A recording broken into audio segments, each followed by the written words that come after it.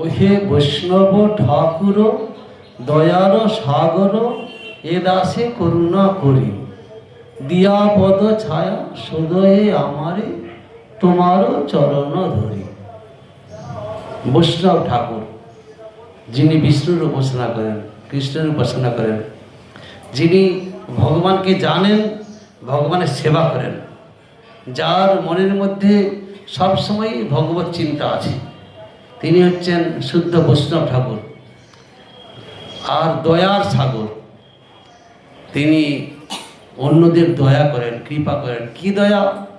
এই জগতের বস্তু দেন না। আমরা জগতের বস্তু যদি বৈষ্ণবের কাছে প্রার্থনা করি, বৈষ্ণব জগতের বস্তু দিবেন না, বলবেন তোমার কৃষ্ণ ভক্তি হোক। কৃপা করলে আমার কৃষ্ণ ভক্তি হবে। তাহলে আমরা হাত জোড়ো করে যদি বৈষ্ণবের চরণে প্রার্থনা করি, আমাকে কৃপা করুন, তখন বৈষ্ণব ঠাকুর কি করবেন?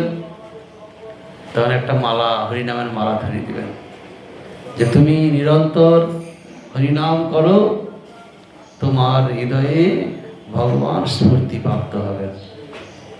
বৈষ্ণব ঠাকুর, সাধুগুরু বৈষ্ণবগণ যে মালা দিয়ে দেন, সেই মালাটা হচ্ছে অপ্রাকৃত ভগবান, শব্দ ব্রহ্মরূপী ভগবান।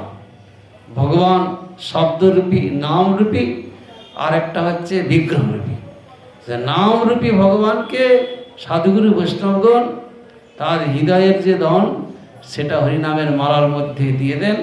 বলে বাবা, এই মালা দিলাম, এর মধ্যে কৃষ্ণ আছে, তুমি হরিনাম করো, করলে ভগবানকে প্রাপ্ত হবে।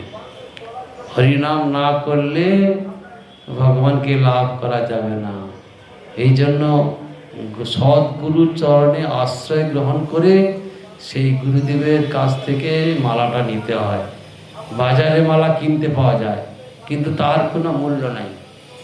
এই গুরুদেবের কাছ থেকে নেওয়া মালা প্রকৃত ভগবানকে তিনি দিয়ে দিচ্ছেন। সেই ভগবান যদি আমি তাকে ডাকি, তবে তিনি আমাকে নিশ্চয়ই দর্শন দিবেন, নিশ্চয়ই আমার হৃদয়ে স্ফূর্তি প্রাপ্ত হবেন। তাহলে হরিনাম করতে হবে। কৃষ্ণ ভজজীব আর সব মিছে, পলাইতে পদ নাই জম আছে পিছে। এই কৃষ্ণ ভজন করতে হবে সাধুগুরু বৈষ্ণবের আনুগত্য থেকে, তবেই আমাদের কল্যাণ হবে। তাই আমরা সাধুগুরু বৈষ্ণবের চরণ আশ্রয় করে তাদের কাছে প্রার্থনা জানাবো, আমি ত্রিতাবগ্রস্ত জীব, প্রভু আমাকে কৃপা করুন, যাতে ত্রিতাপ জ্বালা থেকে আমি মুক্ত পেয়ে নিত্য ভগবানের সেবা করতে পারি। বৈষ্ণব ঠাকুরই একমাত্র, সাধুগুরু বৈষ্ণবগণ কৃপা করলেই তবেই আমাদের ভজন হবে। বৈষ্ণবের আবেদনে কৃষ্ণ দয়াময়, এহেন পামর প্রতি হবে না সদা। এই জন্য আমরা ভগবানকে লাভ করতে হলে সাধুগুরু বৈষ্ণবের আনুগত্যে ভজন করতে হবে, তবেই কৃষ্ণকে লাভ করা যাবে।